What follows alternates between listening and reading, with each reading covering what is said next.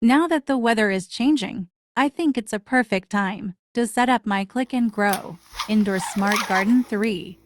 I'm so excited to have one of these, and even more excited to get a few more of them. Also check out the discount in the description. I go more into detail later in the video. I'm going to tell you all why I love these while I show you me unboxing mine.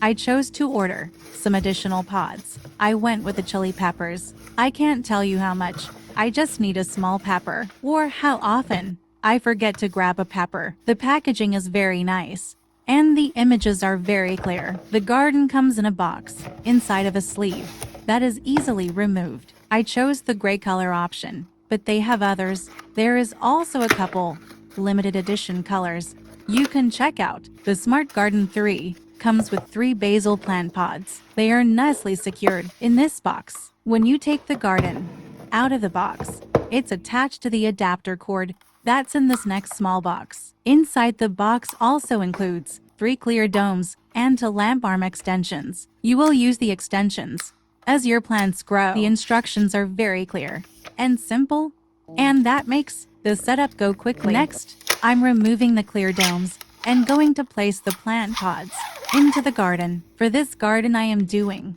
1 basil pod and 2 chili peppers. I currently have some basil.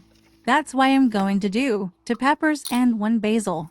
I go through a lot of both of these. Having multiple of these gardens will ensure that you have a rotation of things growing at different stages. The U-shaped lid for the plant cup snaps on and off easily. The pots contain soil filled with all the nutrients that your plant specifically needs. It's also made with natural materials that are 100% clean, free of pesticides and other harmful substances. The wrapper for the pot package was still sticky, and it closed up well. After placing the soil pods into the cups, along with the lids, I then placed the clear domes over the cups. The next step is to fill the tank with water, then plug in the adapter, and the light turns on immediately. It's pizza night, and it would be a perfect time to just get a few toppings for each individual pizza. So the cheese pizza is ready, and it's time for mine. After the sauce, I add cheese and a little basil leaves, sliced tomatoes, and grilled onions. I can't wait until I can just go get a pepper from my indoor garden to quickly add to my pizza. On the 17th of October, Click and Grow is having a birthday sale. This sale will include a 20% discount on Smart Gardens, kits, and plant pods with the code COLORFALL20. Make sure you click my link in the description.